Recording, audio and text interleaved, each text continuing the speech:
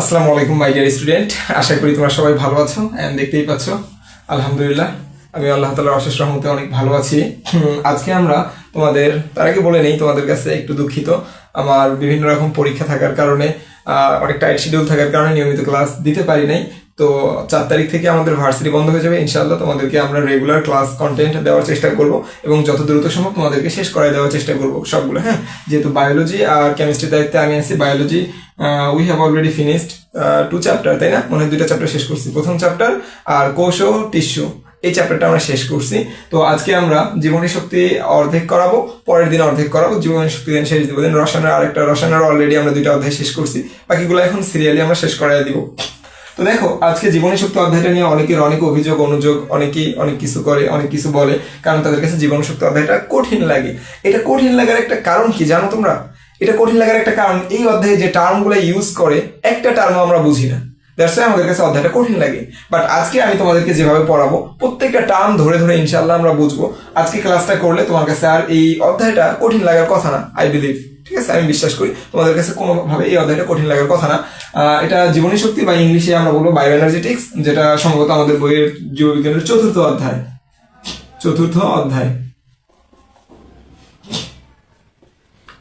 তো দেখো, জীবনী শক্তি কথাটা দ্বারা কে কি বুঝো একটু চিন্তা করো। তো জীবনী শক্তি কথাটা দ্বারা আমি কি বুঝি?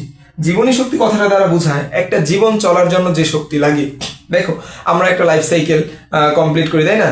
মৃত্যুর আগ পর্যন্ত, এই মৃত্যুর আগ পর্যন্ত বা যতক্ষণ বেঁচে আছি, এই যে ততক্ষণ আমাদের দেহে বিভিন্ন ধরনের, আমাদের বডিতে বিভিন্ন ধরনের অ্যাক্টিভিটিস কাজ করে। তো এই অ্যাক্টিভিটিগুলা করতে আমাদের বডির শক্তি দরকার। এই শক্তিটাই মূলত আমরা নিয়ে আলোচনা করবো, এটাকে আমরা জীবনী শক্তি বলতেছি। সংক্ষেপে যদি আমি বলি, তোমার মনে রাখতে পারো, জীবন চালানোর জন্য যে শক্তি, জীবন চালানোর জন্য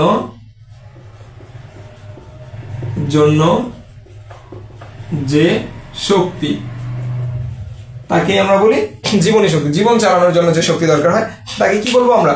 জীবনী শক্তি বলবো আমরা। যেমন দেখো, আমরা যখন খাওয়া দাওয়া করি, এই খাওয়া দাওয়াগুলোকে হজম করতে হয়, এখানে শক্তি লাগে। দেন আমাদের অল টাইম আমাদের ফুসফুস কি করতেছে?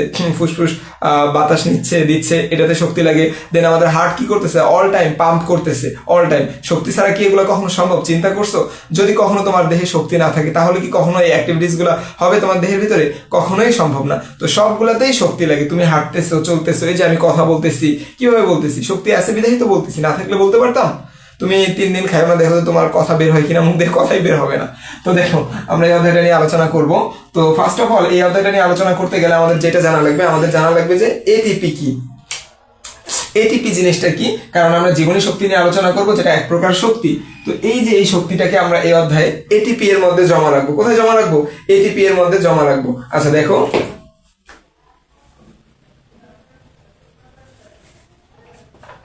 এটিপি, এটা নিয়ে আমরা কাজ করব। এর ফুল মিনিং তোমরা সবাই জানো, adenosine triphosphate. Adenosine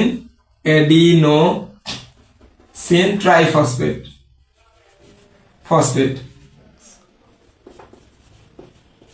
adenosine triphosphate, তাই না? তো এটিপি কে, অ্যাডিনোসিন ট্রাইফসফেট, এটা তো ফুল মিনিং। বাট এটিপি কে বলা হয় শক্তি মুদ্রা, বা জৈব মুদ্রাও বলা হয় একে, জৈব মুদ্রা, বা একে বায়োলজিক্যাল কয়েনও বলা হয়। বায়োলজিক্যাল কয়েন,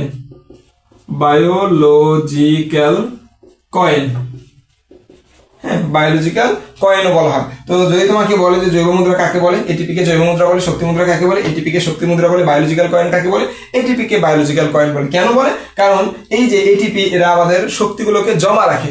এরা হচ্ছে এক প্রকার ব্যাংক টাইপের, তাই না?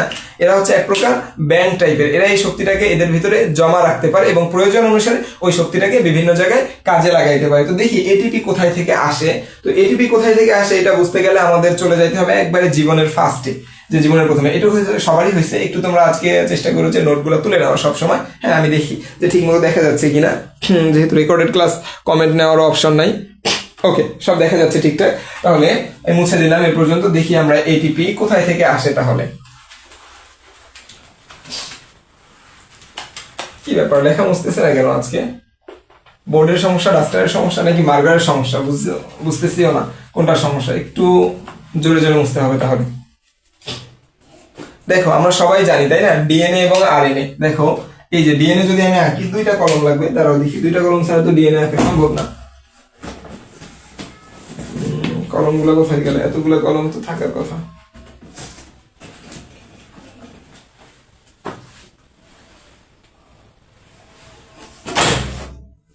আচ্ছা দেখো, কলম পাচ্ছি না, কলম পাইতে যায় আরো অন্য কিছু ফালাই দিতেছি। এই যে ডিএনএ যদি আমরা আঁকি এইরকম এরকম আঁকবো, তাই না? ডিএনএ, এই যে এটা একটা ডিএনএ আর এটা একটা আরএনএ আমরা আঁকতে পারি। আরএনএ হয় সিঙ্গেল স্ট্র্যান্ড আর ডিএনএ হয় কি ডাবল স্ট্র্যান্ড। এই আরএনএ আর এই ডিএনএ গুলা ক্ষুদ্র ক্ষুদ্র নিউক্লিওটাইড দ্বারা গঠিত। এই যে ক্ষুদ্র ক্ষুদ্র নিউক্লিওটাইড দ্বারা গঠিত। এই ডিএনএ এবং আরএনএ গুলা সবগুলাই ক্ষুদ্র ক্ষুদ্র নিউক্লিওটাইড দ্বারা গঠিত। এগুলাকে বলতেছি আমরা নিউক্লিওটাইড। তো দেখবা মাঝে মাঝে ডিএনএ এবং আরএনএ কে পলিনিউক্লিওটাইড বলে বইয়ের ভাষায়। কেন পলিনিউক্লিওটাইড বলে? পলি, বায়োলজিতে পলি কথাটার মানে হচ্ছে অসংখ্য। পলি মিন্স অসংখ্য। বায়োলজিতে পলি কথাটার অর্থ কি? অসংখ্য। তো এই যে এটা হলো ডিএনএ, ডিএনএ ডিঅক্সিরাইবোনিউক্লিক অ্যাসিড, আর এটা হচ্ছে আরএনএ রাইবোনিউক্লিক অ্যাসিড। আরএনএ আর ডিএনএ কিভাবে চিনবো? ডিএনএ হচ্ছে ডাবল স্ট্র্যান্ড, দুইটা স্ট্র্যান্ড থাকবে, আরএনএ হচ্ছে সিঙ্গেল স্ট্র্যান্ড, একটা স্ট্র্যান্ড থাকবে, একটা ডিঅক্সিরাইবোনিউক্লিক অ্যাসিড আর একটা রাইবোনিউক্লিক অ্যাসিড। এই ডিএনএ আরএনএ কি দ্বারা গঠিত? এই যে পলিনিউক্লিওটাইড, মানে ক্ষুদ্র ক্ষুদ্র যে গোল পুঁতির মতো জিনিসগুলো, এগুলোকে বলতেছি আমরা নিউক্লিওটাইড। তো এই নিউক্লিওটাইড দ্বারা গঠিত। দেখো তাহলে আমরা যদি বলি ডিএনএ, এই যে নিউক্লিওটাইড দুই জোড়া থাকবে, তাই না? এই যে এটা হলো একটা ডিএনএ, দুই সাইডেই তো নিউক্লিওটাইড আছে, এই যে দুই সাইডে নিউক্লিওটাইড থাকবে ডিএনএ এর ক্ষেত্রে। ধরো আমি একটা ডিএনএ আঁকলাম, এটা মনে করো একটা ডিএনএ আর এটা একটা আরএনএ। আরএনএ তে তো একটা চেন, তাহলে এক সাইডেই আমরা নিউক্লিওটাইড আঁকি। এই নিউক্লিওটাইড গুলা, এই একটা করে নিউক্লিওটাইড গঠিত হয়েছে তিনটা জিনিস দ্বারা। তুমি যদি অনুবীক্ষণ যন্ত্র দিয়ে দেখো, তাহলে এই যে তুমি এখানে কিছু জিনিস দেখতে পাবা। এই যে একটা নিউক্লিওটাইড কি কি দ্বারা গঠিত, এগুলাকে তুমি দেখতে পাবা। একটা নিউক্লিওটাইড তিনটা জিনিস দ্বারা গঠিত। এক নম্বরে এদের মধ্যে থাকে পেন্টোজ সুগার, এক নম্বরে থাকে পেন্টোজ সুগার, পেন্টোজ সুগার, বা এটাকে বলি আমরা শর্করা, 5 কার্বন বিশিষ্ট শর্করা। দেখো পেন্টোজ সুগার মানে 5 কার্বন বিশিষ্ট শর্করা, 5 কার্বন বিশিষ্ট শর্করা, 5 কার্বন বিশিষ্ট শর্করা। 2 নম্বরে থাকে এখানে নাইট্রোজেনাস বেজ, নাইট্রোজেনাস, এটা মনে রাখো, নাইট্রোজেনাস বেজ। বেজ মানে কি? বেজ মানে ক্ষার, নাইট্রোজেনের ক্ষার থাকে এখানে। আর 3 নম্বরে থাকে এখানে আমাদের ইনঅর্গানিক ফসফেট, মানে অজৈব ফসফেট। এই যে পিআই তে বুঝাইলাম ইনঅর্গানিক ফসফেট। এই তিনটা জিনিস দ্বারা কি গঠিত? একটা নিউক্লিওটাইড গঠিত। এই যেগুলোকে বলতেছি আমরা নিউক্লিওটাইড। নিউক্লিওটাইড লিখে রাখো একটু, নিউক্লিওটাইড, ক্লিওটাইড। আচ্ছা, তোমরা অনেকেই মনে করতেছো যে ভাই এগুলো কি পড়াচ্ছে, পড়তে আসলাম জীবনী শক্তি, পড়াই দিতেছে ডিএনএ আরএনএ। একটু ধৈর্য ধরো, তোমরা সব বুঝতে পারবে যে ভাইয়া কি বুঝাচ্ছে। এই জিনিসগুলো বুঝলে দেখবা যে সামনে যখন যাব তোমাদের এই অধ্যায়ে কোনো সমস্যাই হবে না। যদিও অনেকেই মনে করে যে এই অধ্যায়টা অনেক কঠিন, তো এই জিনিসগুলো না বোঝার কারণেই মনে হয়। আর এই যে নাইট্রোজেনাস বেজ আবার আমাদের 4 প্রকার আছে, 4 প্রকার কি 5 প্রকার আছে। দেখো নাইট্রোজেনাস বেজ আমাদের মোট কয়টা আছে? নাইট্রোজেনাস বেজ আছে আমাদের অ্যাডিনিন, এরপর নাইট্রোজেনাস বেজ আরেকটা আছে গুয়ানিন, অ্যাডিনিন, গুয়ানিন, এরপর আছে সাইটোসিন, এরপর আছে থায়ামিন, আরেকটা আছে ইউরাসিল। ঠিক আছে, ইউরাসিল শুধুমাত্র আরএনএ তে থাকে। তাহলে দেখো adenine, guanine, cytosine, thymine, uracil, 1 2 3 4 5, এই 5 ধরনের নাইট্রোজেনাস বেজ আমাদের আছে। তো আমাদের মূলত এই যে এই তিনটা জিনিস নিয়ে কি গঠিত? এই তিনটা জিনিস নিয়ে আমাদের এই নিউক্লিওটাইডটা গঠিত।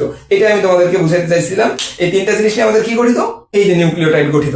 এখন দেখো আমরা একটু সামনে যাব, কি করব এখন আমরা এটিপি কে কিভাবে আমরা আঁকবো। দেখো এটা মুছে দিলাম। হ্যাঁ দেখো এটিপি এখানে কিভাবে কানেক্টেড। তাহলে দেখলাম আমরা নিউক্লিওটাইড গুলোর মধ্যে 5 কার্বন বিশিষ্ট নাইট্রোজেনাস বেজ আছে, তাই না? পেন্টোজ সুগার আছে, এটাকেই বলতেছি 5 কার্বন বিশিষ্ট। এই যে 5টা কার্বন দাও তো, এই যে একটা কার্বন, 2টা কার্বন, 3টা কার্বন, 4টা কার্বন, 5টা কার্বন, এগুলাকে দাগ দিয়ে দেবে একটা। এই যে কার্বন গুলোর মধ্যে এই যে এই 5টা কার্বনের যে 1 নং কার্বনটা আছে না, এই 1 নং কার্বনে একটা ঘর থাকে এখানে। এখানে তুমি চাইলে অ্যাডিনিন বসাইতে পারো, থায়ামিন বসাইতে পারো, সাইটোসিন বসাইতে পারো, ইউরাসিল বসাইতে পারো, সবকিছুকেই বসাইতে পারো। বাট আমরা বসাবো কাকে? আমরা বসাবো অ্যাডিনিনকে। কেন অ্যাডিনিনকেই বসাবো আমরা? কারণ আমরা এটিপি নিয়ে কাজ করবো, তাই না? এটিপি নিয়ে কাজ করলে আমরা অ্যাডিনিনকে বসাবো। এই যে 5 কার্বনের তুমি যে একটা অ্যাডিনিন বসাইলে 1 নং কার্বনে, এখন এই যৌগটাকে আমরা কি বলবো বলো? অ্যাডিনোসিন বলবো। এটাকে কি বলবো? অ্যাডিনোসিন, অ্যাডিনোসিন বলবো আমরা, অ্যাডিনোসিন বলবো। এই 5 কার্বন বিশিষ্ট যৌগের যখন 1 কার্বনে আমাদের অ্যাডিনিন যুক্ত হবে তখন আমরা এটিপি এর আমাদের অ্যাডিনিন গুয়ানিন সাইটোসিন থায়ামিন সেই অ্যাডিনিন যুক্ত হলে আমরা এটাকে অ্যাডিনোসিন বলছি। এরপরে এই অ্যাডিনোসিনের এখানে একটা ফসফেট যুক্ত হবে, তাহলে আমরা এটাকে কি বলবো? দেখো তো, অ্যাডিনোসিন ছিল যুক্ত হলো একটা ফসফেট। এক বায়োলজিতে মনে রাখবে এককে বোঝানো হয় মনো, মনো মানে এক, এটা তো সবাই জানো। ডাই মানে দুই, ডাই মানে দুই, ট্রাই মানে তিন, ট্রাই মানে তিন। এরপর বাকিগুলো তেমন একটা লাগে না। টেট্রা মানে চার, পেন্টা এগুলো তোমরা সবাই জানো, কেমিস্ট্রিতে পড়ছো। টেট্রা মানে চার, পেন্টা মানে পাঁচ, হেক্সা, হেপ্টা, অক্টা, ননা, ডেকা, হ্যাঁ এগুলো সবাই জানো। তাহলে এই যে আমাদের অ্যাডিনোসিন তার সাথে একটা ফসফেট যুক্ত হলো, তাহলে এটাকে আমরা বলবো অ্যাডিনোসিন মনোফসফেট, মনোফসফেট, মনোফসফেট। এটাকে আমরা সংক্ষেপে কি দ্বারা লিখি? AMP। এই অ্যাডিনোসিনের সাথে আরো একটা ফসফেট যদি যুক্ত হয় তাহলে কি করবা? আরেকটা ফসফেট যুক্ত হইল, তখন আর মনোফসফেট থাকবে না, তখন মনো কথাটা মুছে এখানে আমরা লিখবো ডাইফসফেট। হ্যাঁ, ডাইফসফেট। এই যে ডাই না হয়ে যদি আরো একটা ফসফেট যুক্ত হইলো তখন কি করবা? ডাইও লিখবা না, তখন লিখবা ট্রাইফসফেট, অ্যাডিনোসিন ট্রাইফসফেট। তখন এটাকে আমরা বলবো AMP। আর অ্যাডিনোসিন ডাইফসফেটের ফুল সংক্ষিপ্ত রূপ ADP, আর অ্যাডিনোসিন ট্রাইফসফেট হবে ATP। দেখছো, এই যে সেই ATP। ATP পেয়ে গেছো? এটিপি কোথায় থেকে কোথায় আনলাম আমরা এটিপি কে? এটাকে বলতেছি আমরা এটিপি। এই যে এই যৌগটার নাম এটিপি। সো সিমিলারলি, তো এই যৌগটার মধ্যে এটিপি আছে, তাই না? এটা সরি, এটিপি আছে বলতে এটাকে আমরা এটিপি বলতেছি। এই ঘরে যদি অ্যাডিনিন না থাকতো, অ্যাডিনিনের পরিবর্তে যদি গুয়ানিন থাকতো, তাহলে তুমি এই যৌগটাকে কি বলতা? সাপোজ এই ঘরে গুয়ানিন আছে অ্যাডিনিনের পরিবর্তে, তখন এটাকে আমরা কি বলতাম? অ্যাডিনোসিন ট্রাইফসফেট বলতাম না, তখন আমরা এটাকে বলতাম গুয়ানোসিন ট্রাইফসফেট। কি বলতাম? Guanosine, guanosine triphosphate, phosphate. Suppose এই ঘরে গুয়ানিনও নাই, এই ঘরে অ্যাডিনিন ছিল, গুয়ানিন ছিল, এবার আছে থায়ামিন আছে, তাহলে কি বলবা তুমি? এটাকে থায়ামিডিন ট্রাইফসফেট, থায়ামিডিন ট্রাইফসফেট বলতা, তাই না? এবার মনে করো থায়ামিনও নাই এই ঘরে, এই ঘরে কি আছে? এবার সাইটোসিন আছে, তাহলে তুমি এটাকে বলবা সাইটিডিনিন ট্রাইফসফেট। কি বলবো? সাইটিডিনিন,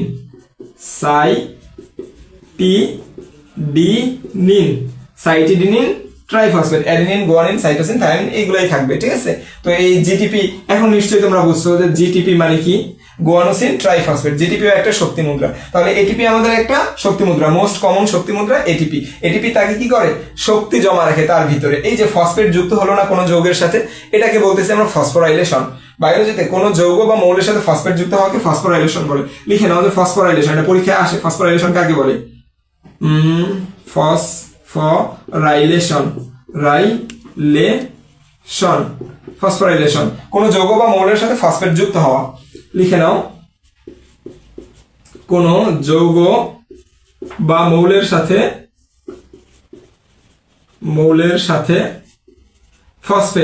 ফসফেট যুক্ত হওয়া, এটাকে বলি আমরা ফসফোরাইলেশন। আর যদি তোমাকে বলে ডিফসফোরাইলেশন কাকে বলে? কোন যৌগ বা মৌল থেকে ফসফেট বের হয়ে যাওয়া, কোন যৌগ বা মৌল থেকে ফসফেট ডিলিট হয়ে যাওয়া বা বের হয়ে যাওয়া, বের হওয়া, এটাকে কি বলি আমরা? ডিফসফোরাইলেশন বলি।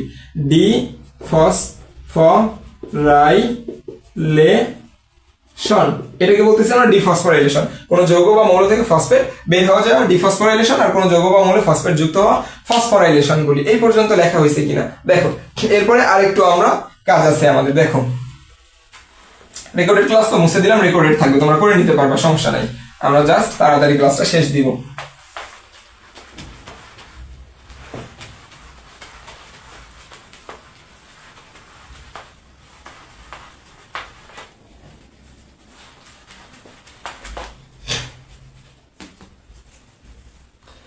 এই যে তুমি আমাদের দেহে সবসময় ফসফেট যুক্ত হলে আমাদের দেহে সবসময় শক্তি উৎপন্ন হয়, আবার শক্তি কাজে লাগে। তো যখন শক্তি উৎপন্ন হয়, শক্তিটা তো আমাদের দেহে একটা ভাইটাল রোল প্লে করে। শক্তিটাকে ধরে রাখতে হবে। আমাদের দেহে কোনো একটা কার্যক্রমের ফলে শক্তি উৎপন্ন হলো, এই শক্তিটাকে কি আমি বের করে দিব এমনি এমনি? না, শক্তি তো আমার অনেক প্রয়োজনীয় একটা জিনিস, তাই না? তো শক্তিটাকে ধরে রাখতে হবে। এই ধরে রাখে এটিপি, এরপরে এনএডিপি, অনেক ধরনের শক্তি মুদ্রা আছে, এগুলো শক্তিকে স্টোর করে রাখে। কি করে? দেখো, আমি তোমাদেরকে বলতেছি, আমাদের দেহে একটা বিক্রিয়া ঘটলো A প্লাস বি, এই বিক্রিয়া হয়ে এ বি উৎপন্ন হবে। A প্লাস বি একটা আমাদের দেহে একটা বিক্রিয়া ঘটলো, একটা মনে করো একটা বিক্রিয়া ঘটলো, ওটে এ বি তৈরি হলো। এখানে কিছু পরিমাণ শক্তি জমা হয়েছে, কিছু পরিমাণ শক্তি উৎপন্ন হয়েছে। এই শক্তিটাকে আমি স্টোর করব। কিভাবে স্টোর করব? দেখো, আমি একটা এডিপির সাথে, এই যে আমি একটা এডিপি এর সাথে আমি ইনঅর্গানিক ফসফেট যুক্ত করে এটিপি তৈরি করব। এটিপি, এটিপি, এই যে আমার শক্তিটা জমা হইলো এখানে। কিভাবে হয় আমি বলতেছি। আবার মনে করো আমার দেহে কোনোখানে শক্তি দিতে হবে, তখন কি হবে? এই যে আমি কোনো কিছুকে ভাঙবো, এই যে এবি কে আমি ভাঙবো, আমি চাচ্ছি এবি কে ভেঙে এ প্লাস বি তৈরি করব। এখানে আমার শক্তি দিতে হবে, শক্তি দিতে হবে, তখন কি করতে হবে? শক্তি দিতে হলে এই যে আমার এটিপি ভেঙে যাবে, এটিপি ভেঙে আমার এডিপি তৈরি হবে, এডিপি। এখানে আমার শক্তি দিতে হবে। হ্যাঁ, তো এখানে আমরা লিখতেছি এটা হলো শক্তি সঞ্চয়, শক্তি সঞ্চয়, শক্তি সঞ্চয়। আর এখানে কি করলাম আমরা? শক্তি ব্যয়, এটা লিখলাম শক্তি ব্যয়, শক্তি ব্যয় হলো, তাই না? এই শক্তিগুলা কোথায় থাকে জানো? এই শক্তিগুলো এই যে ফসফেটের যে বন্ধনগুলো আছে না, ফসফেটের এই বন্ধনগুলোতে শক্তি থাকে। এই যে আমি লিখলাম 5 কার্বন বিশিষ্ট পেন্টোজ শর্করা, হ্যাঁ, এই বন্ধনগুলোতে থাকে আমার শক্তি। এই যে এখানে এই যে বন্ধন, এই যে আরেকটা বন্ধন, এই যে আরেকটা বন্ধন, এই প্রত্যেকটা বন্ধন ভাঙলে শক্তি উৎপন্ন হয়। আর বন্ধনগুলো যখন তৈরি হয় তখন কি হয়? শক্তি বন্ধন ভাঙলে শক্তি উৎপন্ন হয়, শক্তিটা কাজে লাগে। আর যখন আমাদের দেহে শক্তি উৎপন্ন হয়, শক্তিটাকে জমা করব, তখন বন্ধন ক্রিয়েট হয়, মানে বন্ধন তখন তৈরি হয়। তো একটা করে বন্ধনে আমাদের শক্তি থাকে মেবি আমাদের 7.3 কিলো ক্যালোরি। হ্যাঁ, একটা করে বন্ধনে, একটা বন্ধনের শক্তি থাকে 7.3 কিলো ক্যালোরি। একটা বন্ধনে 7.3 কিলো ক্যালোরির শক্তি, তাই না? এখন তাহলে এই কিলো ক্যালোরিকে যদি আমরা জ্বলে নেই, তোমরা সবাই জানো একটা জিনিস, এদিকে লিখে দেখাই, এদিকে লিখে দেখাই, এটা তোমরা সবাই জানো, 1 kilo calorie equals to 4.2 kilo joule, তাই না? 4.2 কিলো জুল। তাহলে 7.3 কিলো ক্যালোরি ইকুয়ালস টু কত হবে? 7.3, তুমি এটাকে গুণ দাও 4.2 কিলো জুল দ্বারা, এটা তোমাদের আসবে 30.55, 30.55 এত। এটা আর কিলো ক্যালোরি নাই, এখন এটা হয়ে যাবে কিলো জুল। এই কিলো জুল পরিমাণ, তাহলে একটাতে শক্তি থাকে এত বা 30.55 কিলো জুল, এত বেশি পরিমাণ শক্তি থাকে একটা বন্ধনে, তাই না? তাহলে দেখো আমাদের মোট বন্ধন আছে কয়টা এটিপিতে? 1 2 3। তাহলে তিনটা বন্ধনে কতগুলো শক্তি থাকবে? 3 7 21 আর 3 3 9, তাহলে 21.9 কিলো ক্যালোরি। এটাকে তোমরা জুলেও পরিণত করতে পারো। এখন তোমাদেরকে আমি একটা প্রশ্ন করি, আমাদের দেহে ধরো একখানে শক্তি লাগবে, আমি এটিপি কে ভাঙলাম, এটিপি আমাদের দেহে শক্তি লাগবে, তাই আমি এটিপি কে ভেঙে ফেললাম, ভেঙে ফেলে আমি এডিপি তৈরি করলাম, এডিপি। দেখো তো কয়টা ফসফেট ভেঙে গেছে? ছিল এটিপি, হয়ে গেছে এডিপি, মানে 3টা ফসফেট ছিল, একটা ফসফেট ভেঙে গেছে। তাহলে কতটুকু শক্তি তৈরি হবে? এই ক্ষেত্রে শক্তি তৈরি হবে তোমার 7.3 কিলো ক্যালোরি তৈরি হবে, 7.3 কিলো ক্যালোরি শক্তি তৈরি হবে, তাই না? এরপরে দেখো আমি যদি বলি এডিপি, এগুলো টিক চিহ্ন আসতে পারে। এডিপি এটা ভাঙলো, ভেঙে এএমপি তৈরি হলো, এএমপি, অ্যাডিনোসিন মনোফসফেট, এএমপি। মানে দুইটা ফসফেট ছিল, একটা বন্ধন ভেঙে গেছে, একটা ফসফেট ভেঙে গেছে, অ্যাডিনোসিন মনোফসফেট। এখানেও 7.3 কিলো ক্যালোরি শক্তি উৎপন্ন হবে। এখন তোমরা একটু চিন্তা করো তো, আমার অনেক বেশি শক্তি লাগবে, তাই আমি ডিরেক্ট এটিপি কে ভেঙে ফেললাম, এটিপি কে ভেঙে ডিরেক্ট আমি এএমপি তৈরি করলাম, এএমপি তৈরি করলাম। এখানে কতটুকু শক্তি উৎপন্ন হবে বলো? এবার দেখি কয়টা বন্ধন ভাঙছে, কতটুকু শক্তি উৎপন্ন হবে, কে কে বলতে পারো বলো? একটু চিন্তা করো, আমি তো করেই দিব, চিন্তা করো। দেখো একটা ফসফেটের বন্ধন ভাঙলে শক্তি উৎপন্ন হয় 7.3 কিলো ক্যালোরি। আর আমাদের এখানে এটিপি মানে 3টা ছিল, এই যে এরকম 3টা ছিল, এই যে এটা ছিল এটিপি, হয়ে গেছে কোনটা? এই যে এটা হয়ে গেছে, একটা মুছে গেছে, একটা ফসফেট বন্ধন ভাঙছে, আরো একটা ফসফেট বন্ধন ভাঙছে, তার মানে দুইটা ভাঙছে, তাই না? এই যে এমপি হয়েছে, অ্যাডিনোসিন মনোফসফেট। তাহলে 7.3 কে 2 দ্বারা গুণ করবা, 7.3 ইন্টু 2, 2 দ্বারা গুণ করলে এটা আসবে মেবি 7 দুগুণে 14 আর 3 দুগুণে 6, 14.6 কিলো ক্যালোরি। এখন তোমাদের যদি কিলো জুলে দেওয়া থাকে, তাহলে এটাকে 4.2 দ্বারা তোমরা গুণ করবা, গুণ করে তোমরা কিলো জুলে নিয়ে যাবা।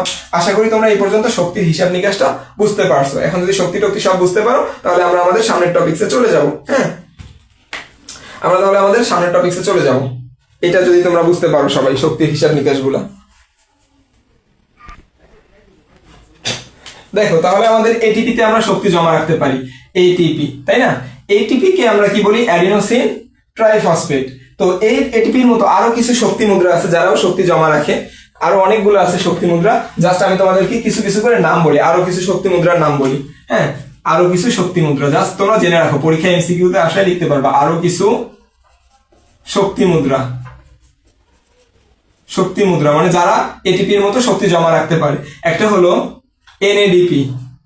এনএডিপি পুরো ফুল মিনিংটা লিখে দেওয়ার মানে আমার টাইম হবে না, তোমাদের এখন লিখে দেওয়ার সময় নাই এই বয়সে লিখে দেওয়া, তো আমি বলি তোমরা একটু খাতায় লিখে রাখো। হ্যাঁ, এটার নাম হলো nicotinamide adenine dinucleotide. Nicotinamide adenine dinucleotide, NAD, sorry P হবে না, শুধুমাত্র এনএডি হবে, নিকোটিনামাইড অ্যাডিনিন ডাইনিউক্লিওটাইড। আচ্ছা লিখিয়ে দিতেছি, নিকোটিনামাইড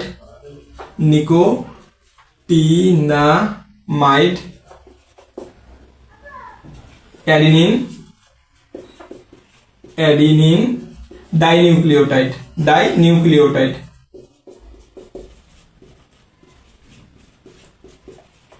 নিকোটিনামাইড অ্যাডিনিন ডাইনিউক্লিওটাইড, তো এটাও শক্তি জমা রাখে। এর মতো আরো একটা জিনিস আছে, এটাকে আমরা বলি NADH2। কি বলি? NADH2। আচ্ছা একটা জিনিস মনে রাখো, এখানে NAD ছিল আগে, পরে হয়েছে NADH2। আমরা নতুন করে কি যুক্ত হয়েছে এই যৌগটাতে? হাইড্রোজেন যুক্ত হয়েছে। কোন যৌগে হাইড্রোজেন যুক্ত করাকে আমরা বলি বিজারণ। কি বলি? বিজারণ। একটু ছোট করে লিখে রাখো সাইডে, সারা জীবন কাজে লাগবে। হাইড্রোজেন যুক্ত করাকে আমরা বিজারণ বলি। কোথায় লিখবো? সব জায়গায় তো আমি নিচে লিখছি। আচ্ছা নিচেই লিখি, এই যে হাইড্রোজেন বা অক্সিজেন থেকে শুরু করি। মনে করো অক্সিজেন যুক্ত করা, এই অক্সিজেন যুক্ত করাকে আমরা বলি জারণ। কোনো কিছুতে মনে রাখো কনসেপ্টটা, বড় ক্লাসে উঠলেও কাজে লাগবে, জারণ বিজারণ। তাহলে অক্সিজেন যদি আমরা সরাই নিই তাহলে কি বলবো? বিজারণ। অক্সিজেন ত্যাগ করাকে বলবো আমরা বিজারণ। হ্যাঁ, সেম ভাবে হাইড্রোজেন যদি কোনো যৌগে আমি যুক্ত করি তাহলে অক্সিজেন যুক্ত করলে জারণ বলি, হাইড্রোজেন তো অক্সিজেনের বিপরীত, তাহলে কি বলবো? বিজারণ বলবো আমি। বিজারণ। হাইড্রোজেন যুক্ত করলে বিজারণ বলবো। আর হাইড্রোজেন যদি ত্যাগ করাই কোনো যৌগকে, হাইড্রোজেন ত্যাগ, তাহলে কি হবে? হাইড্রোজেন ত্যাগ করাইলে জারণ হবে। এটা একটু মনে রাখবা, দেখবা যে বড় ক্লাসে উঠলে এই কনসেপ্টটা তোমার মনে থাকার কারণে তোমার অনেক জিনিস সহজ হয়ে যাচ্ছে ভাইয়া। হ্যাঁ, তাহলে NADPH এটাকে আমরা কি বলবো? এটাকে বলবো বিজারিত নিকোটিনামাইড অ্যাডিনিন ডাইনিউক্লিওটাইড। জাস্ট শুধু বিজারিত কথাটা লাগাই দিব, যেহেতু হাইড্রোজেন যুক্ত হয়েছে, আর হাইড্রোজেন যুক্ত হওয়া মানে কি? বিজারণ হওয়া, তাহলে বলবো বিজারিত নিকোটিনামাইড অ্যাডিনিন ডাইনিউক্লিওটাইড। এরপরে আমরা দেখো আরেকটা বলবো সেম ভাবে, এটাকে বলবো আমরা NADPH2। সেম ভাবে এটাকেও কি বলবো? বিজারিত নিকোটিনামাইড অ্যাডিনিন ডাইনিউক্লিওটাইড। এই যে কি আগে ছিল, কি দেখো তো এই যৌগে কি ছিল? এখানে একটা জিনিস শুধুমাত্র বেশি হয়েছে এই যৌগে থেকে এই যৌগে। এখানে কি ছিল? NADPH2, এখানে NADPH2, আর এখানে NADH2, শুধু পিটা এক্সট্রা আসছে। তাহলে পি এর জন্য কি ফসফেট লাগিয়ে দাও, তাহলে বিজারিত নিকোটিনামাইড অ্যাডিনিন ডাইনিউক্লিওটাইড ফসফেট। আশা করি তোমরা বুঝতেছো সবগুলা। এরপর আরেকটা আছে FAD। আমরা এটাকে কি বলবো? FAD বলবো। FAD এটাকে আমরা কি বলবো? FAD কে ফ্লাভিন অ্যাডিনিন ডাইনিউক্লিওটাইড। FAD মানে ফ্লাভিন, F মানে ফ্লাভিন, তাহলে আমরা বলতেছি ফ্লাভিন অ্যাডিনিন FAD ডাইনিউক্লিওটাইড। আরেকটা আছে, এটা জেনে রাখো একটু, FADH2। তাহলে এই যে H যুক্ত হয়েছে, আমরা বিজারণ হয়েছে, তাহলে কি বলবো? বিজারিত ফ্লাভিন অ্যাডিনিন ডাইনিউক্লিওটাইড। হ্যাঁ, বিজারিত ফ্লাভিন, এখানে লিখে দিই বিজারিত ফ্লাভিন অ্যাডিনিন ডাইনিউক্লিওটাইড। হ্যাঁ, বিজারিত ফ্লাভিন অ্যাডিনিন ডাইনিউক্লিওটাইড, মনে থাকবে না? আচ্ছা ওকে, মনে থাকবে। এই পর্যন্ত এগুলো হলো আরো কিছু শক্তি মুদ্রার নাম ছিল আমাদের, বেশ কিছু শক্তি মুদ্রার নাম। এটা জানা গেলে আমরা একটু সালোক সংশ্লেষণে চলে যাবো ভাইয়ারা। এটা হলে আমরা সালোক সংশ্লেষণে চলে যাবো। আশা করি সবাই বুঝতে পারছেন, আমি মুছে দিলাম। আমরা এখন সালোক সংশ্লেষণে ঢুকে যাব।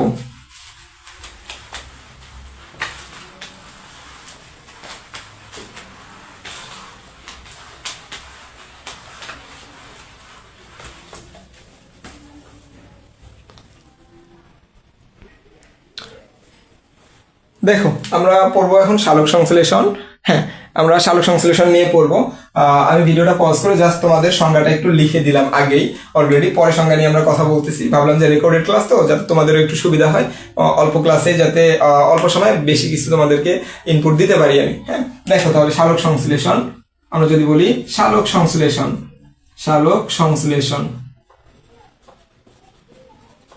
সংশ্লেষণ বা আমরা কি বলতে পারি এটাকে? ফটোসিনথেসিস।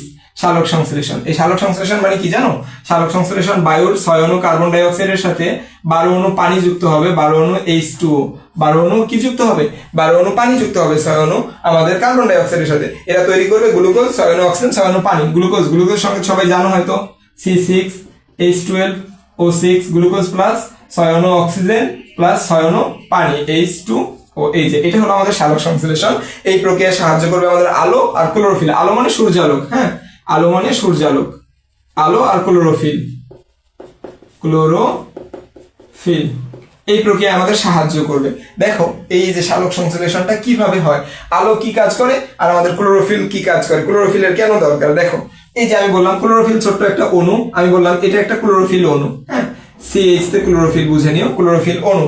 আর এটা হচ্ছে আমাদের সূর্য, এটা হচ্ছে আমাদের সূর্য মামা।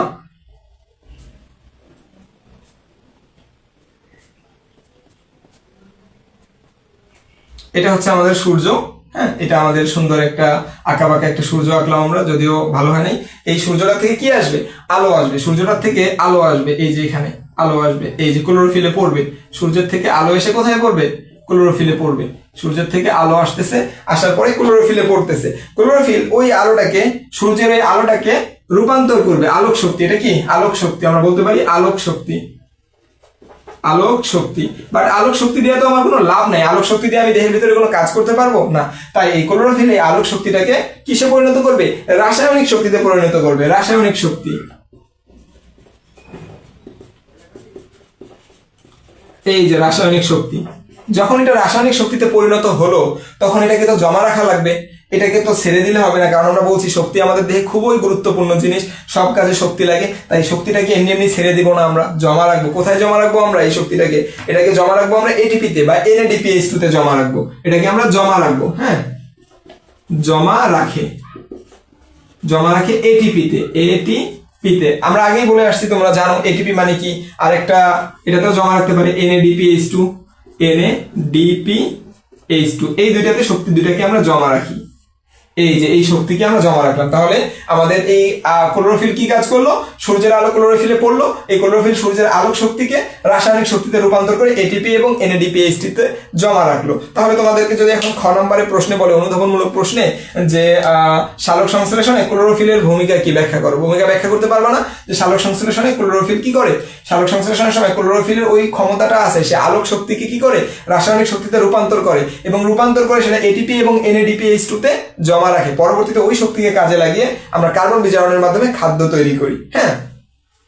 তো তোমরা সালোক সংশ্লেষণের সংজ্ঞা ছোটবেলায় সবাই এইভাবেই পড়ছো, আমরাও এতদিন এইভাবে পড়তাম। কিভাবে? যে সূর্যালোকের উপস্থিতিতে ক্লোরোফিলের সহায়তায় পানি এবং কার্বন ডাই অক্সাইড যুক্ত হয়ে গ্লুকোজ তৈরি হওয়া বা খাদ্য তৈরি হওয়ার প্রক্রিয়াকে সালোক সংশ্লেষণ বলি। বা ইন্টারে উঠলে দেখবা যে এই সংজ্ঞাটা পাল্টে গেছে, অন্য একটা সংজ্ঞা এসে পড়ছে। এই সংজ্ঞা তো ছোট মানুষের সংজ্ঞা, তাই না? তাই তোমরা চাইলে এই সংজ্ঞাও দিতে পারো, আবার কেউ যদি চাও এটা দিতে পারো। তবে এটা দিলেই মনে হয় বেটার। তোমাদের বইয়ে কি দেওয়া আছে আমি খেয়াল করি নাই, বইয়েরটা তোমরা একটু দেখে নিও। তো এই সংজ্ঞাটা দিলে বেটার, এই সংজ্ঞাটা তোমাদের আজীবন চেঞ্জ হবে না, ইন্টারের বইয়েও এই সংজ্ঞাটাই পাবা তোমরা। যে প্রক্রিয়ায় উদ্ভিদ কোষস্থ ক্লোরোফিল সূর্যের আলোক শক্তিকে রাসায়নিক শক্তিতে রূপান্তর করে, এটিপি ও NADPH2 তে জমা রাখে এবং পরবর্তীতে জমাকৃত শক্তি কাজে লাগিয়ে শর্করা জাতীয় খাদ্য তৈরি করে। শর্করা মানে কি? কার্বোহাইড্রেট। এই যে গ্লুকোজ, এটা শর্করা জাতীয় খাদ্য একটা, গ্লুকোজ বা এটাকে বলতেছি আমরা কার্বোহাইড্রেট। শর্করা জাতীয় একটা খাদ্য, এটা শর্করা জাতীয় খাদ্য তৈরি করে, তাকে আমরা কি বলি? তাকে আমরা সালোক সংশ্লেষণ বলি। এখন আসো, এই পর্যন্ত তো আমরা বুঝলাম, হ্যাঁ। এখন দেখবো আমরা সালোক সংশ্লেষণ ঘটে কিভাবে, কিভাবে সালোক সংশ্লেষণ আসলে ঘটে। তার আগে এটা একটু মুছে দেই, আমরা এটা একটু মুছে দিই জিনিসটা, জাস্ট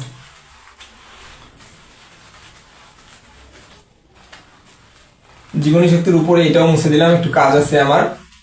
সালোক সংশ্লেষণ মাঝে মাঝে তোমাদেরকে বলে যে সালোক সংশ্লেষণ একটা জটিল জারণ বিজারণ বিক্রিয়া, ব্যাখ্যা করো। কিভাবে ব্যাখ্যা করবে? দেখো তো, এই যে এটা কার্বন ডাই অক্সাইডটা ছিল এখানে, কার্বন ডাই অক্সাইড থেকে আমাদের তৈরি হয়েছে কি?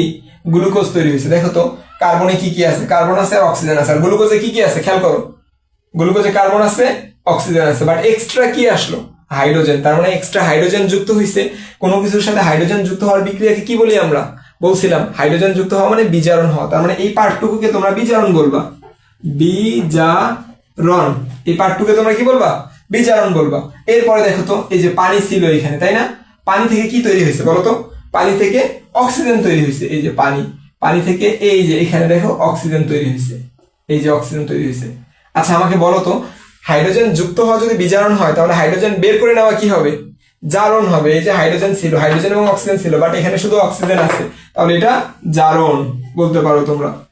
এভাবে ব্যাখ্যা করে দিবা যে তাই কার্বন আমাদের সালোক সংশ্লেষণ বিক্রিয়া একটি জটিল জারণ বিজারণ বিক্রিয়া, কেননা এখানে কার্বন ডাই অক্সাইড থেকে কার্বন ডাই অক্সাইডের সাথে হাইড্রোজেন যুক্ত হওয়ার মাধ্যমে কি হয়েছে? বিজারণ হয়েছে। বিজারণ হয়ে আমাদের কি তৈরি হয়েছে? গ্লুকোজ তৈরি হয়েছে। আর এখানে আমাদের পানি থেকে এই পানি থেকে আমাদের হাইড্রোজেনটা বের হয়ে গেছে, বের হয়ে যে অক্সিজেন তৈরি হয়েছে এখানে, তাই আমরা এটাকে জারণ বিক্রিয়া বলবো। তাই সমগ্র প্রসেসটাকে আমরা একটা জটিল জারণ বিজারণ বিক্রিয়া বলতে পারি। আশা করি আমি তোমাদেরকে বুঝাইতে পারছি এই পর্যন্ত, তাই না? এরপরে আমরা যদি বুঝো তারপরে সামনে যাই। দেখো এই পর্যন্ত আমরা বুঝলাম। তো এই কার্বন এই আমাদের সালোক সংশ্লেষণের আমাদের দুইটা পথ আছে, ঠিক আছে, দুইটা ধাপ আছে। প্রথম ধাপকে আমরা বলি আলোক নির্ভর পর্যায়, আর একটাকে বলি আমরা আলোক নিরপেক্ষ পর্যায়। ধরো আমি লিখলাম ধাপ 1, দুইটা ধাপ আছে। ধাপ 1, ধাপ 1-এ আমরা বলবো আলোক নির্ভর অধ্যায় বা আলোক নির্ভর পর্যায়। দেখো আলোক নির্ভর পর্যায়ে কি হয়? আলোক নির্ভর পর্যায়ে আমার এখান থেকে পানিটা ভেঙে যায়, H2O, এটা ভেঙে যায় আলোর উপস্থিতিতে। আলোর উপস্থিতিতে H2O ভেঙে যায়। H2O ভেঙে তৈরি করে আমাদের অক্সিজেন, H+ আর ইলেকট্রন।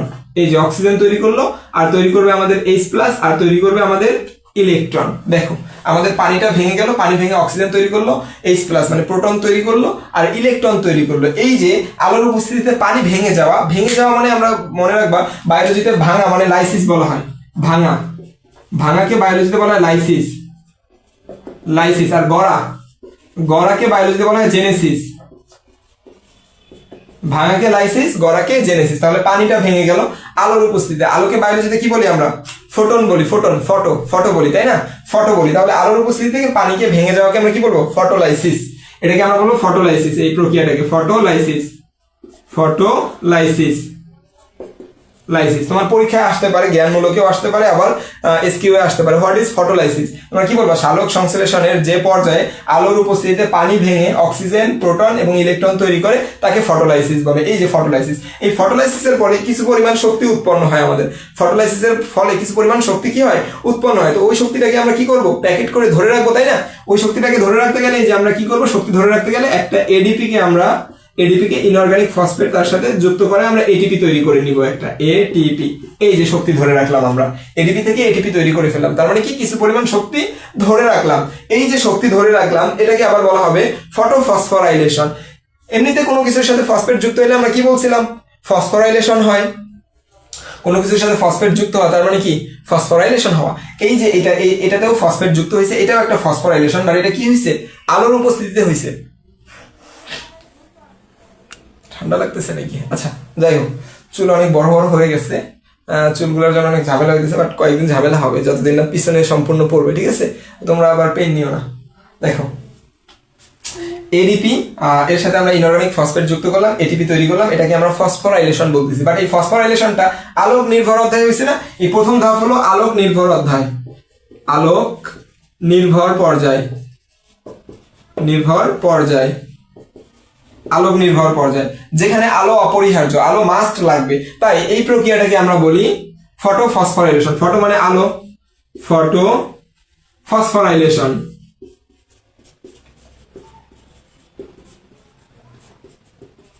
এই যে আলোর উপস্থিতিতে এই ফসফোরাইলেশনটা হয়েছে, তাই এটাকে বলতেছি আমরা ফটোফসফোরাইলেশন। তাহলে যদি তোমাদের পরীক্ষায় আসে ফটোফসফোরাইলেশন কাকে বলে, পারবা না?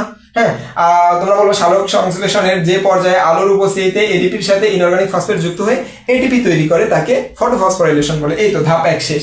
এবার দেখো ধাপ 2। ধাপ 2 এ কি হবে? এই যে আমি যে শক্তিটাকে তৈরি করলাম, তৈরি করে আমি জমা রাখলাম এটিপি এর মধ্যে, এখন এই শক্তিটাকে আমি কাজে লাগাবো। কি করব? এই শক্তিটাকে আমি কাজে লাগাবো। কাজে লাগিয়ে আমি কার্বন ডাই অক্সাইডকে বিজারণ করবো। দেখো তো এখানে কার্বন ডাই অক্সাইড বিজারণ হয়েছিল না? এই যে কার্বন ডাই অক্সাইড বিজারণ মানে কি? কার্বনের সাথে এই যে তুমি এখানে হাইড্রোজেনটাকে বের করলা, এই হাইড্রোজেনটা এখন কার্বনের সাথে যুক্ত হবে। এই হাইড্রোজেনটা, তাই না? এই হাইড্রোজেনটা কার্বনের সাথে যুক্ত হবে, যুক্ত হয়ে কি তৈরি করবে? গ্লুকোজ তৈরি করবে, C6H12O6। এই যে গ্লুকোজ তৈরি হলো, কার্বনটা বিজারণ হলো। এই যে দেখো কার্বন বিজারণ হয়েছে না? এটাকে বলা হচ্ছে কার্বন বিজারণ। এই পদ্ধতিকে আমরা কি বলি? কার্বন বিজারণ। এখানে কিছু পরিমাণ শক্তি লাগে। শক্তি কোথায় পাবা? এই যে দেখো এখানে শক্তিও উৎপন্ন হয়েছিল, তাহলে এটিপি কাজে লাগবে। এখানে এটিপি, NADPH2 একটু কাজে লাগে, NADPH2 এই পর্যায়ে একটু কাজে লাগে। তাহলে এটাকে বলতেছি আমরা কার্বন বিজারণ। তাহলে কার্বনটা বিজারিত হয়ে গ্লুকোজ তৈরি করলো। গ্লুকোজ এটাই আমার শর্করা জাতীয় খাদ্য, তাই না? এই গ্লুকোজটাই আমার মূলত শর্করা জাতীয় খাদ্য। আশা করি তোমরা এই পর্যন্ত বুঝতে পারছো। আবার বলতেছি সালোক সংশ্লেষণের দুইটা পর্যায়। প্রথম পর্যায়টাকে বলা হয় আলোক নির্ভর পর্যায়, আলো ছাড়া এটা সম্ভব না। পরের ধাপটাকে বলা হয় আলোক নিরপেক্ষ। আলোক নিরপেক্ষ পর্যায় মানে আলো থাকলেও চলতে পারে, আলো না থাকলেও চলবে, বাট আলো থাকলেও এটা চলতে পারে এবং আলো না থাকলেও চলবে, আলো থাকলেও চলে, না থাকলেও চলে। এই পর্যায়ে কার্বনের সাথে কি যুক্ত হয়? কার্বনের সাথে এই যে এখানে যে হাইড্রোজেন H+ তৈরি হয়েছিল, ওই H+ যুক্ত হয় এটাকে আমরা শর্করা জাতীয় খাদ্য তৈরি করি। এখানে আবার তৈরি হয়েছিল এটিপি, এই শক্তিটাও এখানে কাজে লাগে। হ্যাঁ, এটাই হলো আমাদের মূলত কার্বন বিজারণ। এখন দেখো আমরা সবই পড়াইছি ফটোলাইসিস কাকে বলে, ফটোফসফোরিলেশন কাকে বলে। আরো একবার বলতেছি, প্রথম ধাপে আলোর উপস্থিতিতে পানিকে ভেঙে অক্সিজেন এবং H+ এবং ইলেকট্রন তৈরি করার প্রক্রিয়াকে বলা হয় ফটোলাইসিস। আর পরবর্তীতে যেই শক্তিটা উৎপন্ন হয় ওই শক্তি দিয়ে কোনো এডিপির সাথে ইনঅর্গানিক ফসফেট যুক্ত করে এটিপি তৈরি করাকে বলা হয় ফটোফসফোরাইলেশন আলোর উপস্থিতিতে। পরবর্তীতে ওইটাই আমাদের এই যে কার্বনের সাথে কি করে, হাইড্রোজেনকে যুক্ত করে কি তৈরি করে, কার্বন বিজারণের মাধ্যমে শর্করা জাতীয় খাদ্য গ্লুকোজ তৈরি করে। এটার নাম কি? গ্লুকোজ তৈরি করে। ঠিক আছে, গ্লুকোজ তৈরি করতেছে। এই যে কার্বনটা যে যুক্ত হইলো না, কার্বনটার সাথে যে আমার হাইড্রোজেনটা যুক্ত হইলো, যে কার্বন বিজারণ বলতেছি আমরা, কার্বন বিজারণ। এই কার্বন বিজারণে অনেক বিজ্ঞানী অনেক ধরনের মতামত দিয়েছে। তার মধ্যে 3টা প্রসিদ্ধ মতামত আছে কার্বন বিজারণের।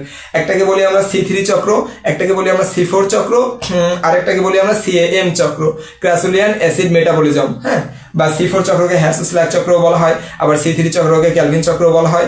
এই যে কার্বনটা কিভাবে বিজারণ হয় তার মধ্যে 3টা গতিপথ আছে। এই 3টা গতিপথ নিয়ে আমরা আলোচনা করব। এটাই তোমাদের বইয়ের আলোচনা, মেইন আলোচনা। তাহলে এই পর্যন্ত আশা করি বুঝছো। এরপরে আমরা সামনে চলে যাই। হ্যাঁ, এটা মুছে দেই আমরা। কার্বন বিজারণটা আমরা একটু জানবো এখন।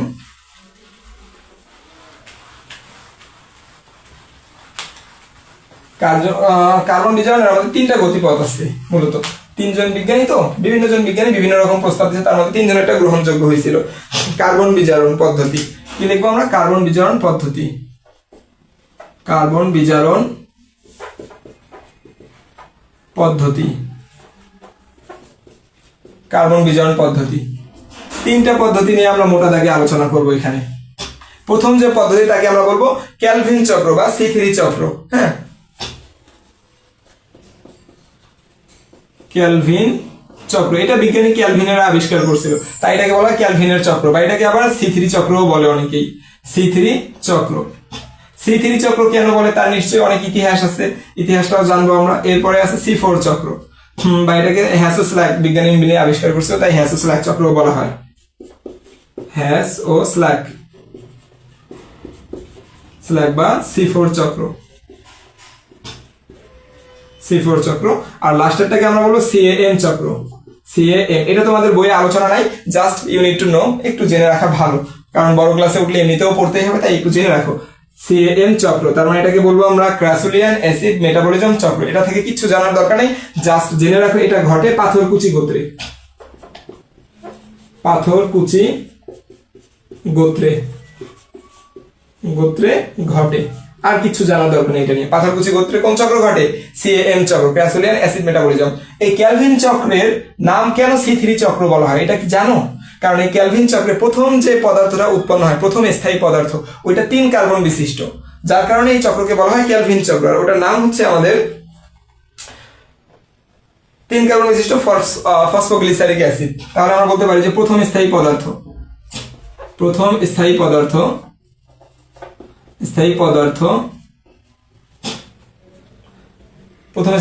কি 3 কার্বন বিশিষ্ট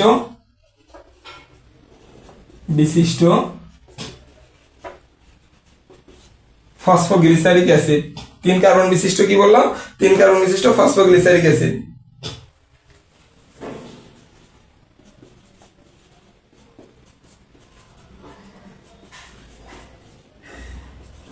ফসফোগ্লিসারিক অ্যাসিড, এই যে 3 কার্বন বিশিষ্ট ফসফোগ্লিসারিক অ্যাসিড, তাই এটাকে বলা হয় C3 চক্র। এটাকে একটু এভাবেও লিখতে পারো তোমরা, 3PGA, 3 কার্বন বিশিষ্ট ফসফোগ্লিসারিক অ্যাসিড, এটা দিয়েও লিখতে পারো। এটা হলো প্রথম স্থায়ী পদার্থ যেটা 3 কার্বন বিশিষ্ট, তাই এটার নাম আমরা কি দিছি? 3 কার্বন বিশিষ্ট ফসফোগ্লিসারিক অ্যাসিডের নাম দিছি আমরা এই চক্রের নাম C3 চক্র। এখান থেকে আরেকটা জিনিস তোমরা মনে রাখতে পারো, সেটা হলো এটা কোথায় ঘটে। হ্যাঁ, এটা এটা সাধারণত আমরা যে উদ্ভিদগুলো দেখি আমাদের আশেপাশে, আম, জাম, লিচু, কাঁঠাল, এগুলো সব জায়গায় ঘটে। হ্যাঁ, তাহলে মনে রাখতে পারো এক্সাম্পল কোথায় কোথায় ঘটে। এখান থেকে আম, জাম, কাঁঠাল, লিচু, এই ধরনের উদ্ভিদগুলোতে ঘটে। এরপরে আসো হ্যাসো স্ল্যাক চক্র বা C4 চক্র। কারণ C4 চক্রের মাধ্যমে অনেক উদ্ভিদে কার্বন বিজারণ ঘটতে দেখা গেছে। আর C4 চক্রটা C3 চক্রের থেকেও শক্তিশালী। মাঝে মাঝে পরিবেশের অবস্থা ভেদে C3 চক্রটা থেমে যায়, কার্বনের সরবরাহ বন্ধ হয়ে গেলে, বাট C4 চক্র তখনও চলতে থাকে, তাই এটা বেশি শক্তিশালী। এটার নাম কেন C4 চক্র বলতো? এখানে প্রথম স্থায়ী পদার্থটা হবে 4 কার্বন বিশিষ্ট। প্রথম স্থায়ী পদার্থটা, স্থায়ী পদার্থ এটা হবে 4 কার্বন বিশিষ্ট।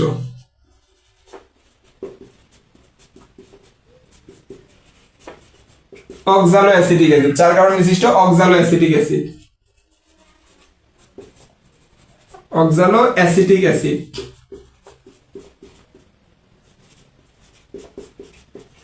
অক্সালো অ্যাসিটিক অ্যাসিড। হ্যাঁ, তাহলে এখানে প্রথম স্থায়ী পদার্থ 4 কার্বন বিশিষ্ট অক্সালো অ্যাসিটিক অ্যাসিড, যার কারণে এটাকে আমরা কি বলতেছি?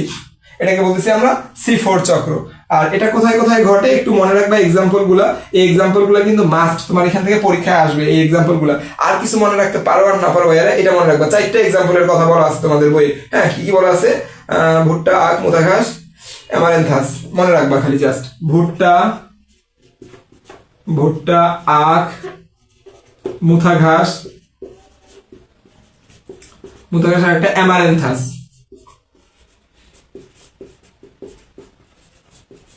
এই 4টা উদ্ভিদে কি ঘটে? হ্যাসো স্ল্যাক চক্র বা C4 চক্র ঘটে। আর CAM চক্র কোথায় ঘটে? পাথরকুচি গোত্রে ঘটে। তাই দেখবা যে পাথরকুচি গোত্রের উদ্ভিদগুলো কি করে? রাতে ওরা সালোক সংশ্লেষণ করে, দিনে করে না। দিনে ওদের পত্ররন্ধ্র বন্ধই থাকে। এই পর্যন্ত আশা করি তোমরা বুঝতে পারছো সবাই, যতটুকু বুঝাইছি। হ্যাঁ, এরপরে আমরা জাস্ট 2টা অনুধাবনমূলক প্রশ্ন দেখবো, দেখে আজকের ক্লাসটা শেষ করব। এরপরে কালকে আমি জাস্ট তোমাদের দেখাবো রেসপিরেশন অর্থাৎ শ্বসন, এবং শ্বসনে উৎপন্ন হওয়া শক্তির হিসাবটা দেখাবো। তাহলে আমাদের এই চ্যাপ্টারটা ক্লোজ হয়ে যাবে। দেখি আমরা 2টা শর্ট কোশ্চেন দেখাবো। এই শর্ট কোশ্চেন না, সরি, খ নাম্বার কোশ্চেন বলতে পারো তুমি। শর্ট কোশ্চেন বলা যায় না, খ নাম্বার কোশ্চেন বলতে পারো এগুলোকে। 2টা প্রশ্ন প্রায়ই আসতে দেখা যায়। তোমার একটা প্রশ্ন হলো সালোক সংশ্লেষণে ক্লোরোফিলের ভূমিকা।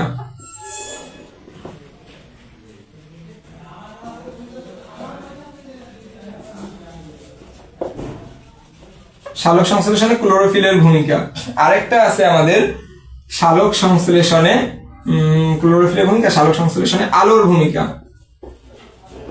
আলোর বা সূর্যালোকের ভূমিকা। হ্যাঁ, সূর্যালোকের ভূমিকা। সালোক সংশ্লেষণে ক্লোরোফিলের ভূমিকা তোমরা জানো। এই যে ক্লোরোফিলের উপরে যদি আলো এসে পড়ে, তাহলে এই শক্তিকে কি করে? রাসায়নিক শক্তিতে রূপান্তর করে। রাসায়নিক শক্তিতে রূপান্তর করে মানে এটিপি তৈরি করে, এটিপি। এবং এটিপিটা, এই শক্তি রাসায়নিক শক্তিতে রূপান্তর হয় এটিপি এবং NADPH2 জমা রাখে। এখন আমাকে বলো, এই শক্তি যদি তৈরি না হইতো তাহলে কি কার্বন বিজারণ হইতে পারতো? জীবনেও না। কার্বন বিজারণ হইতে কি লাগে?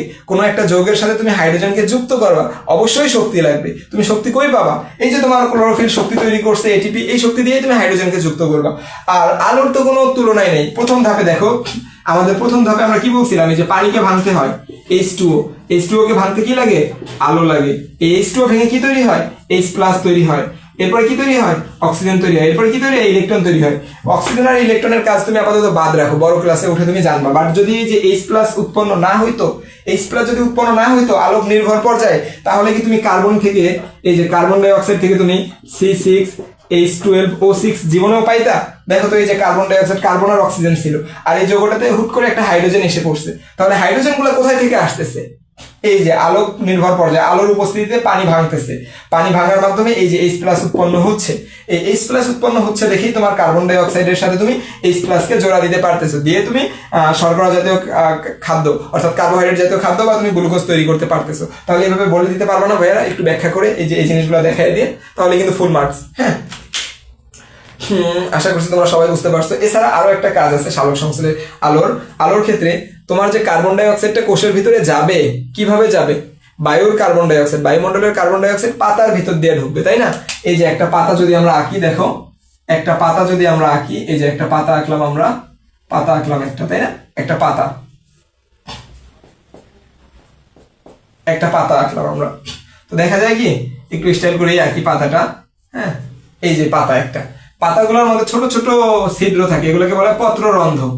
এই পত্ররন্ধ্রগুলা খোলা থাকলে এদিক দিয়ে কার্বন ডাই অক্সাইড ঢুকতে পারে, এগুলোকে কি বলি আমরা? পত্ররন্ধ্র। পত্ররন্ধ্র, পত্ররন্ধ্র বলি।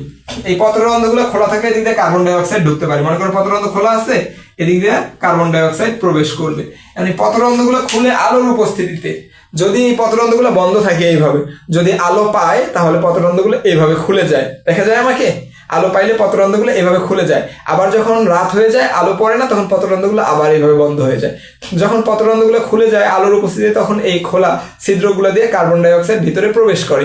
দেন কার্বন ডাই অক্সাইডটা এই পাতার ভিতর দিয়ে ঢুকে আমাদের কোষে পৌঁছায়। দেন ওই কার্বন ডাই অক্সাইডটাকে কাজে লাগাই আমরা কি করি? কার্বন ডাই অক্সাইডের সাথে হাইড্রোজেনকে জোড়া দিই। তাহলে পত্ররন্ধ্র আমরা আলোর দুইটা কাজ দেখলাম, ইম্পর্টেন্ট দুইটা কাজ, হাইড্রোজেন H+ তৈরি করা এবং কার্বন ডাই অক্সাইডকে পত্ররন্ধ্রের ভিতর দিয়ে ভিতরে ঢুকে নেওয়া, তাই না?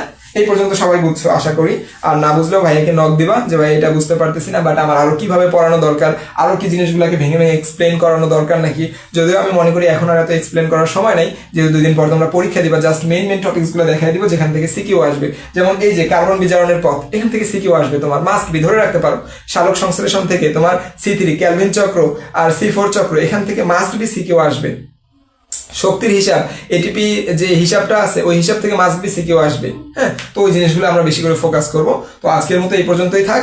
সবাই ঠিক মতো পড়াশোনা করবা আর চেষ্টা করবা যে এখন বেশি বেশি যত বেশি পড়াশোনা করা যায় এই সময়টায়। আমার একটা নীতি ছিল জীবনে, যে নীতিটা আমাকে মোটামুটি এতদূর পর্যন্ত আনতে পারছে। আমি সবসময় চিন্তা করতাম আমি এমনভাবে পড়বো যাতে পরবর্তীতে আমাকে আফসোস করা না লাগে, যে ইস আমি আরেকটু পড়লে আরেকটু ভালো রেজাল্ট করতে পারতাম। আফসোস অনেক খারাপ জিনিস, তাই না? আফসোস করবা না কখনো। তুমি জাস্ট এমন ভাবে পড়বা যে তোমাকে যাতে আফসোস করা না লাগে পরবর্তীতে। তাই আমি যতটুকু সময় পাইছি আমার অ্যাডমিশনের আগে, আমার SSCর আগে, ততটুকু সময় আমি পড়ছি। অনেকেই বিশ্বাস করবে না, তোমাদের রিয়াদ ভাইয়া জানে হয়তো, আমি ওয়াচ টাইম দেখে পড়ালেখা করতাম। এমনও সময় গেছে স্টুডেন্ট তো ভালো ছিলাম না, কি করবো, যা পড়তাম খালি ভুলে যেতাম। এই জন্য আমি অনেক বেশি করে পড়তাম, তারপরেও ভুলে যেতাম। এমনও সময় আছে আমি তোমার 14 থেকে 15 ঘন্টা একটানা পড়ছি দিনে। তো ওই টাইমটা আমার মোবাইলে রেকর্ড করা হয়ে যেত, প্রতিদিনের টাইম প্রতিদিন। হ্যাঁ, তো আমার কথা ছিল ওইটাই, যে ওই টাইমে যে আমাকে যাতে পরবর্তীতে আফসোস করা না লাগে। আমি এই পর্যন্ত আসছি, আমার কোনো আফসোস নেই। আমার ভালো করে পড়লে ভালো জায়গায় যেতে পারতাম, আমাকে দিয়ে এর থেকে ভালো করে পড়া সম্ভব হইতোই না, কারণ আমি আমার সর্বোচ্চটা দিয়েই পড়ছি। ঠিক আছে, এই জন্য আমার কোনো আফসোস নেই। তোমরা ওই কাজটা করবা যে এখন যেটুকু সময় পাবা সম্পূর্ণটাই তোমাদের পড়ালেখার পিছনে দিবা, অন্য কিছু না। জাস্ট খাওয়া দাওয়া, ইবাদত, ঘুম আর পড়ালেখা, আর কিচ্ছু না। ইনশাআল্লাহ তোমাদের জন্য ভালো কিছু অপেক্ষা করতেছে। ওকে, আল্লাহ হাফিজ।